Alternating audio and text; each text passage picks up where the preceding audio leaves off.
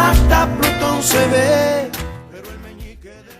¿Qué tal? ¿Cómo están? Bienvenidas y bienvenidos a una nueva emisión de Catalejo, como siempre, por esta casa, por el diario digital de Conclusión, por Televisión Regional, Canal 19 de Cablevisión, abarcando una amplia región, tratando de acercar la realidad para poder profundizarla, como siempre decimos, mediante un debate medular. ¿Cómo te va, Cecilia? ¿Cómo estás? Bien, muy bien. Bueno, por lo menos lo intentaremos. Intentaremos debatir y traer temas que quizás... Disparadores, ¿no? Exacto, ¿no? Para analizarnos siempre con algún invitado que obviamente enriquece la charla. Sin duda alguna. Hoy vamos a hablar un poco sobre la criminalidad, ¿no? Venimos trabajando en conclusión con algunos artículos que están ligados por ahí mucho más a esta idea de que está operando la mafia Ndrangheta, esta mafia, ¿no? Esta mafia calabresa con el narcotráfico internacional, una ligación importantísima y clarísima, ¿no? Que ha tocado la parte política, la parte institucional y bueno, también hablar un poquito con el invitado de hoy sobre la criminalidad de Rosario, ¿no? Algo nos preocupa de sobremanera. Exacto. Si te parece, vamos a presentar el tema. No? Dale, vamos.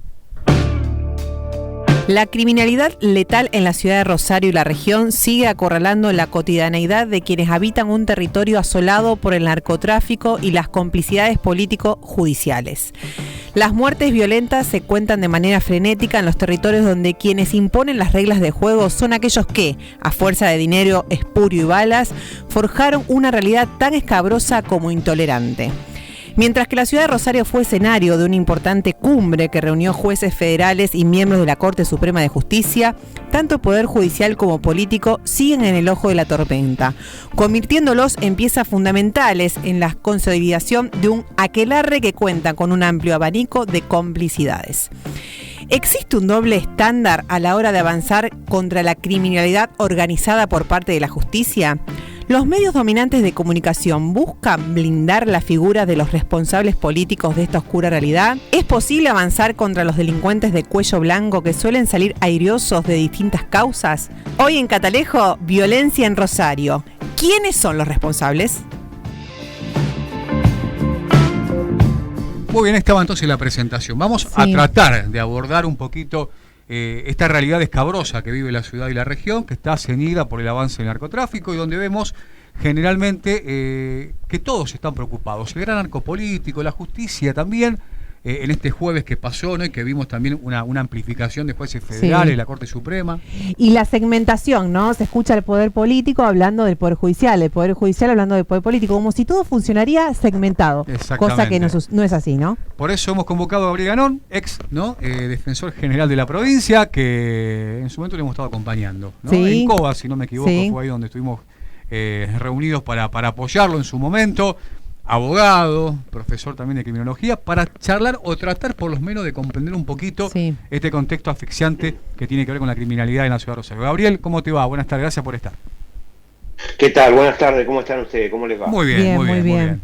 Bueno, complejo el panorama, ¿no? Porque da la impresión de que vemos una sobredosis de información en los grandes medios de comunicación donde aparecen siempre los mismos, y lo que llama la atención es que han sido algunos ministros de seguridad de la provincia y donde ninguno ha podido resolver, ¿no? No, se van pasando la pelota uno con otro, bueno, como si nadie hubiese tenido ningún tipo de injerencia en nada. Exactamente. ¿Cómo podemos abordarlo o cómo podemos comenzar a abordar un contexto, una realidad sumamente asfixiante, Gabriel? Creo que, bueno, nosotros en su momento, cuando se veía venir este crecimiento de la violencia letal, hicimos una serie de manifestaciones que tenían que ver con el involucramiento de una serie de actores policiales que ocupaban posiciones muy importantes dentro de la policía de la provincia de Santa Fe, que esto era algo que podía pasar porque esos actores tenían una vinculación estrecha y directa con el narcotráfico, y uno de ellos era jefe de la policía de la provincia de Santa Fe, que había sido designado por el ex gobernador Antonio Bonfatti. Me estoy refiriendo concretamente al ex comisario Tognoli, que terminó siendo condenado por encubrir narcotraficantes y casi condenado por otra causa también por el mismo motivo, ¿no? Y bueno, a partir de ese hecho y otros hechos muy graves, como fue el asesinato de Walter Cáceres en ese famoso atentado con ametralladoras contra los colectivos de la barra de News All Boys, por allá por el año 2010 creo que fue, que el juicio se desarrolló en el año 2011, en el cual terminaron absueltos los involucrados en ese hecho luego de un hostigamiento violento hacia la testigo principal de la causa, que facilitó que los jueces que integraron ese tribunal dictaran una absolución muy criticada por uno de los votos de uno de los camaristas intervinientes en la apelación, ¿no?, que hizo la Fiscalía, que fue el ex juez de Cámara Otto Kripa, que criticó muy duramente el comportamiento del juez Mascali, que después por esta absolución, esto es algo que uno debería analizar, ¿no?, fue ascendido a camarista. Bien. Curiosamente, el juez Mascali, que avaló la presentación de los fiscales, que fue muy criticada por la Corte Suprema de Justicia, ¿no? Claro. Así que es un panorama que yo diría que el episodio de comienzo de esta escalada de violencia es ese crimen y la impunidad de ese crimen, y después otros episodios, el crimen posterior al poco tiempo del Pimpi Camino, claro, y una serie de episodios que se van sucediendo uno tras otro, y que la Administración de Justicia no da la respuesta que tiene que dar. De hecho, nosotros lo hemos denunciado muchísimas veces, ¿no? Se modificó el sistema procesal de la provincia de Santa Fe para, como decía el gobierno en su momento, ¿no?, darle más transparencia, darle más efectividad a este sistema judicial. Se invirtió muchísimo dinero en esto, con los sueldos que son escandalosos en relación a los sueldos que tienen otros agentes estatales o que tiene la mayoría de la población, que son los sueldos de la Administración de Justicia, una Administración de Justicia que no rinde cuentas y que no quiere rendir cuentas y que se resiste a rendir cuentas a la población, a pesar de ser un poder del Estado, ¿no? Claramente.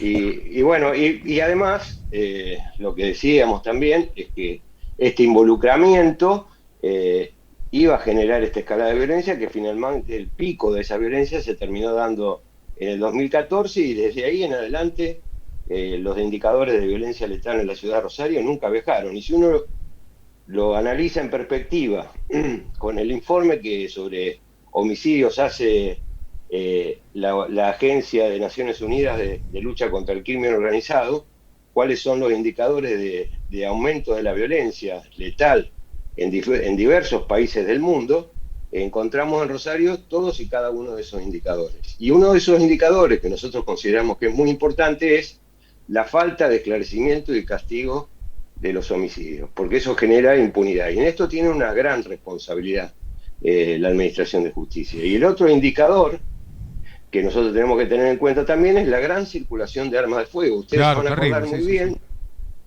ese es uno de los grandes problemas que tiene Rosario. Ustedes se van a acordar muy bien que el procurador ante la Corte, el doctor Barraguirre, denunció que no sé qué cantidad de armas, pero prácticamente un arma por día, la policía denunciaba como robada. Y esa arma ingresaba en el circuito ilegal, claro, y no había ninguna sanción para los policías que supuestamente le robaban el arma. Claro, claro. Gabriel, te preguntaba, hablabas del tema de casos que parece que no hay un seguimiento. Todo lo que cae en lo federal parece como lento, no parece, sino que es lento, y a veces hasta como que no se continúa. También lo que sucede, un montón de vacantes aquí en la provincia de Santa Fe, en Rosario, que no se cubren, digamos. Esto es una deuda, pero no pasa nada, sigue todo igual. Sí, hay muchísimas vacantes que no se cubren, y hay muchísimos funcionarios judiciales en la órbita del Poder Judicial Federal que se aprovechan de estas circunstancias, porque muchos de ellos subrogan otros cargos y cobran doble salario por cargos que no están desempeñando. Y si empezás a revisar, de esto no tenemos, porque no hay rendición de cuentas de lo que hace el Poder Judicial, te vas a encontrar con que hay muchísimos fiscales y hay muchísimos jueces que cobran doble sueldo, los sueldos ya de por sí son altos, pero que cobran doble sueldos por estas subrogancias, ¿no? Y esto no es un problema exclusivamente de la falta de designación de jueces, sino también hay una deuda pendiente en la falta de cobertura de los cargos de fiscales. Hay cargos fiscales que están vacantes, que no se terminan cubriendo, que no se convocan los concursos, y bueno, y uno de los casos más paradigmáticos es quien estuvo este jueves en la ciudad de Rosario, que es el procurador general interino ante la Corte Suprema de Justicia de la Nación, que es el procurador general interino que que tiene el interinato más largo de la historia institucional argentina, ¿no? Claro. Esto es otro tema de preocupación. Sin duda. Entonces es muy difícil generar políticas judiciales de transparencia. Yo lo escuchaba hace pocos días atrás al ex juez de la Corte Suprema, Raúl Zaffaroni, decir que la Administración de Justicia de la Argentina es la más irracional de todo el mundo occidental. Y cuando hace esa afirmación, que yo comparto absolutamente, creo que es así, es una de las más irracionales y que merece tener una transformación muy profunda. Y en Santa Fe tenemos un sistema también bastante irracional. Y que esta reforma judicial no lo ha transformado. Claro, bueno, ya has pintado un poco el panorama de lo que fue una reunión donde veíamos, la verdad que uno lo ve, cuando ve la reunión de jueces federales, de la Corte Suprema, como que no pertenecen al común de la gente, y de hecho no pertenecen al común de la gente. Lo mismo Rosati decía justamente. Pero qué lejos están, ¿no? Claro, que hablaban de la gente común, digamos, ellos ya apartándose, que no son gente común.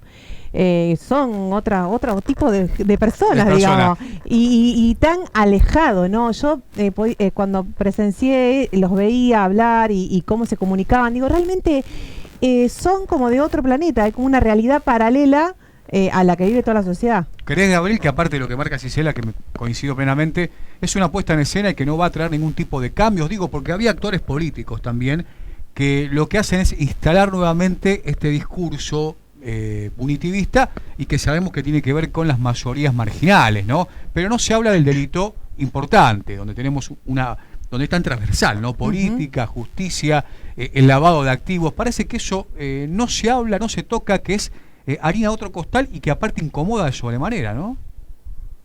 Totalmente de acuerdo con lo que vos decís, porque, a ver, podríamos decir y afirmar que esta banda que fue tapa de los diarios durante muchísimo tiempo, sobre todo durante la gestión de Antonio Bonfatti y Raúl Lamberto, que es la banda de los monos, estaría prácticamente desactivada. Exacto. Ahora parecería que está desactivada la banda de Esteban Alvarado. Uh-huh.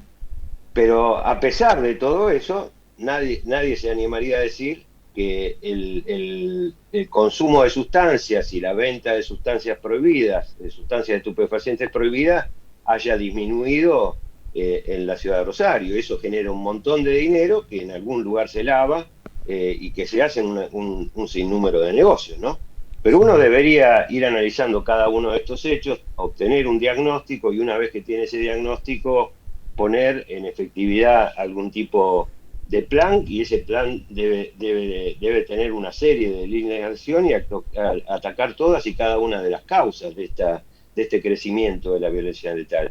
Y una de las causas efectivamente comprende a la Administración de Justicia, porque la provincia de Santa Fe, te cruzás el Arroyo del Medio y te encontrás en la provincia de Buenos Aires con una tasa de esclarecimiento y castigo de homicidios que ronda el 90% más. Y en la ciudad de Rosario tenés una tasa de esclarecimiento y castigo de los homicidios que la tasa de esclarecimiento está en el 60% y la tasa de castigo está seguramente por debajo, estará en el 40 o en el 50%. Mira vos. Entonces vos tenés un indicador que te está diciendo de que de cada 10 homicidios que se cometen, en la ciudad de Rosario se castigan 4 o 5, mientras que en ciudades de similares características de cualquier rincón del país se castigan 9 o 8 de cada 10 de esos homicidios que ocurren. Claro. O sea, la criminología ha investigado que generalmente los homicidios ocurren entre personas que se conocen, que tienen un vínculo previo y que tienen un conflicto previo. O son familiares, o son amigos, o son vecinos, o son personas que participan en alguna actividad ilícita. Entonces, si esos ilícitos no se pueden esclarecer, evidentemente las agencias represivas del Estado están fallando. ¿Y por qué están fallando? Porque la gente no confía en esas agencias represivas del Estado. Entonces asume la violencia en su propia mano y recurre a la venganza privada. Y al lado de todo esto te encontrás con esto que decían ustedes, de estos señores, porque la mayoría son señores, no hay muchas juezas entre todos esos que se han reunido, son bastante pocas. Sí. Tremendo. Mucha masculinidad, están al margen de la realidad, y tan al margen están de la realidad son los únicos ciudadanos del país que no pagan Impuesto impuestos a las ganancias, a pesar de los altos sueldos que tienen, y que nadie se anima a modificar ese estado de situación, a pesar de que no hay ninguna norma que los ampare a no pagar impuestos a las ganancias. Sin duda, sí. Daría la impresión que se trata de una monarquía, ¿no? Vamos al cortecito y volvemos. Dale, vamos. Tengo un catalejo, con él la luna se ve, Marte se ve, hasta Plutón se ve. 6, 5, 4, 3, 2, 1, 15. Son solo 6 pasitos, 15. 6, 5, 4, 3, 2, 1, 15. Son solo 6 pasitos. A la suerte hay que ayudarla. Con el Kini estás a 6 pasos de tus sueños. ¿Qué esperás para cumplirlos? 6, 5, 4, 3, 2, 1, 15.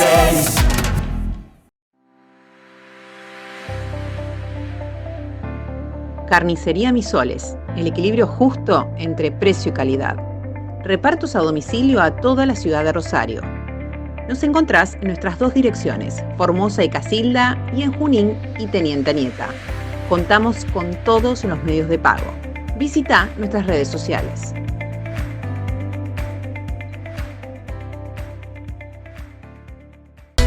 Tengo un catalejo, con él la luna se ve, Marte se ve, hasta Plutón se ve, pero el meñique... Muy bien, continuamos, estamos charlando con Gabriel Ganón. Linda charla. Lo leo siempre, lo leo por ahí Gabriel, también a Enrique Font, con el cual no hemos podido coordinar por una cuestión de laburos, pero que también lo vamos a tener acá. Esta idea de que hay un ministro de Seguridad, que es Maximiliano Puyaro, que hoy recorre los medios de comunicación, ¿no? Tratando de aportar tanto locales como de Capital Federal. Sí, quizás más de Capital. Sí, medios por ahí con una misma línea ideológica. Pero preguntarte, Gabriel, ¿qué opinión se puede tener de un ministro de Seguridad que no ha podido con esto? O no sé si la verdad lo que se está buscando ahora es claramente accionar en una campaña preelectoral, si lo proyectamos, también ¿no? Ha tenido Claro, si lo proyectamos como lo que quieren algunos instalarlo como el próximo gobernador de la provincia de Santa Fe, digo, ¿qué lectura se puede hacer de lo que fue la gestión de Maximiliano Puyaro, donde también hubo en el medio un audio entre Enrico, él y Dueta que da la impresión no ha tenido, digamos, el anclaje en los medios de comunicación, el análisis de la opinión pública como sí de otros actores, ¿no? No, tal cual, totalmente de acuerdo. Yo creo que Puyaro es otro de los grandes responsables de esta catástrofe que estamos viviendo, porque no solamente fue el ministro de Seguridad durante 4 años de la provincia de Santa Fe, sino que integró la legislatura e integraba la alianza que gobernó la provincia desde el año 2007 en adelante, y Puyaro fue integrante de la Cámara de Diputados durante el gobierno de Wiener y también durante el gobierno de Bonfatti, o sea que conoce muy bien qué es lo que pasa, y lo mismo respecto al senador Enrico.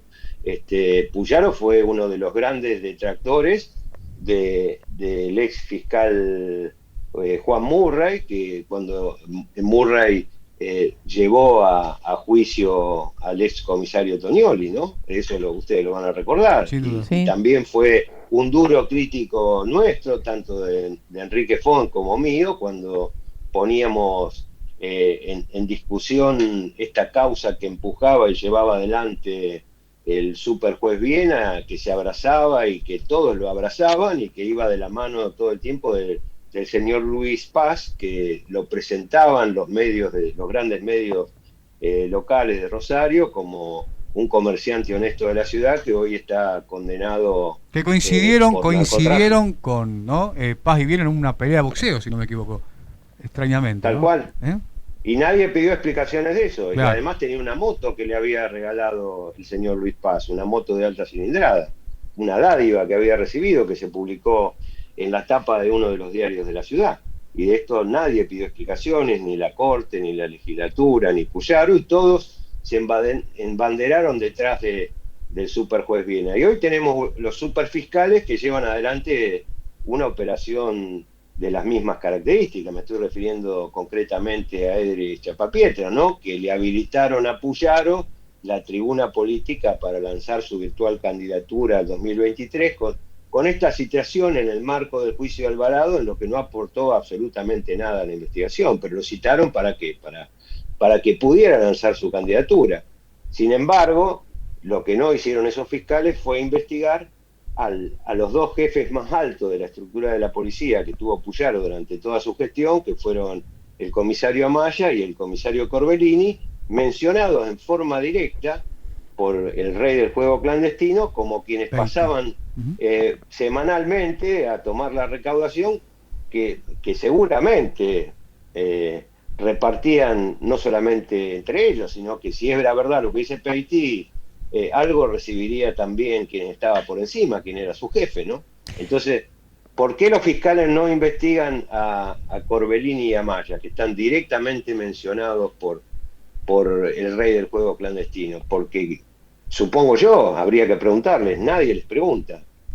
Si en el estándar de prueba que ellos tienen para acusar al senador de San Lorenzo Traferri es similar al que tienen para acusar a Corbellini y a Maya, ¿por qué no son acusados también Corbellini y a Maya? Porque tienen miedo que Corbellini y a Maya se sienten un día y digan para quién recaudaban. A ver si no recaudarían para la corona Corbellini y a Maya.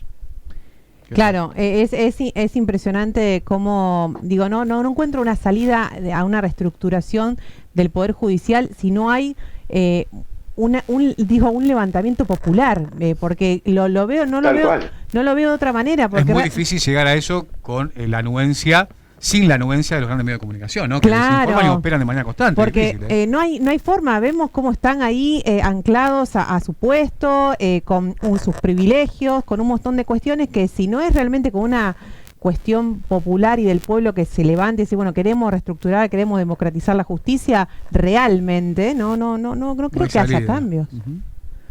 Y que la única salida es esa. Yo creo que los cambios, los cambios que se han producido no solamente en la Argentina, sino a lo largo de la historia del desarrollo de la humanidad, han sido consecuencia de las manifestaciones populares y de los reclamos populares. La Corte tuvo que retroceder, esta Corte que ha sido halagada en la ciudad de Rosario a dos de sus integrantes, a Rosati y a Lorenzetti, estos halagos que le han brindado, que ha sido duramente cuestionado por los organismos de derechos humanos, tuvo que retroceder en el famoso 2x1 porque el pueblo se movilizó exigiendo otra cosa. Claro. Y ahora el pueblo se moviliza pidiendo una democratización de la justicia en una cantidad importantísima, pero todo el mundo parece hacer oídos sordos a esas manifestaciones populares que quiere un cambio, que quiere una administración de justicia que responda a las necesidades de la gente, que brinde un verdadero servicio de justicia, que dé respuestas a una serie de cuestiones, no solamente a las cuestiones de la criminalidad o la violencia letal, sino a otra serie de cuestiones, otra serie de derechos que tienen que ser protegidos y que lamentablemente no son protegidos por la Administración de Justicia. Sin duda, que el panorama... El derecho, sí, charra. El derecho generalmente protege a los más vulnerables, no a los más poderosos, porque los más poderosos nunca necesitan del derecho. Y eso, en este mundo globalizado que estamos viendo, que se van degradando cada vez las grandes narrativas de la Revolución Francesa, el derecho pierde esa fuerza y cada vez los comunes, los que caminamos por la calle todos los días, tenemos menos protección y estos señores se creen y tienen cada día más poder. Me refiero a los integrantes de la Administración de Justicia que, como decían ustedes, parecen estar al margen de la sociedad. Están al margen de la sociedad. Por eso no pagan impuestos y por eso no rinden cuentas. Es el único poder del Estado que nunca rinde cuentas. O sea, eso es una situación que yo considero seria. Totalmente, sí. Y en esta disputa de sentidos, bueno, lo que marcábamos al comienzo, ¿no? Hay legisladores que por ejemplo, criminalizan, ¿no? Ese delito de cercanía al urbano, el primario, pero que no han tenido empacho, por ejemplo, en salir a bancar a lo que es la cúpula de Vicentín, ¿no? Digamos, en esa disputa de sentidos tenemos que estar marcando de los medios de comunicación y otro, porque vemos que las cárceles siempre, y de manera constante, a lo largo de la historia, están repletas de pobres, ¿no? Con distintas cuestiones, ¿no? Que tengan que ver con el delito, pero hay como una legitimación abstracta, pero que siempre está en esa disputa de sentido, de sectores, por ejemplo, que no han tenido empacho en defender a Vicentín y te hablan de delito, ¿no? Es increíble. Tal cual, totalmente de acuerdo con lo que vos decís. Uno hace un paneo, una recorrida por cualquiera de las cárceles del país y lo que se va a encontrar es un estereotipo Claro. de las personas vulnerables que cruzas en cualquier villa de la ciudad de Rosario, de Buenos Aires. Esos son el 90% de las personas que integran la población carcelaria del país. Sin duda. ¿Te queda Y algo además más? están Sí. absolutamente superpobladas. Totalmente superpoblada. sin Claro, duda. justamente era uno de los temas y la controversia era también se generó con lo del jueves, el hecho de que están superpobladas porque hay muchas personas que han llevado procesos penales, algo que no creo que no es tampoco No sé, Cierro. claro, no algo que no estaría funcionando.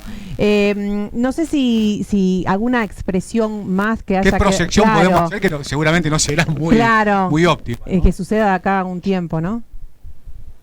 No, yo creo que el tema de la violencia letal en Rosario, en la medida que no se aborde con la seriedad necesaria, haciendo una transformación profunda, no solamente de la policía, sino también de la Administración de Justicia, en el que se comprometan los actores de los diversos signos políticos en esa modificación, no va a cambiar en absoluto, va a seguir creciendo y poco va a cambiar. Yo creo que probablemente en la medida que no se tome la sartén por el mango, como quien dice, todo va a empeorar Vale, en lugar de mejorar. Sin duda.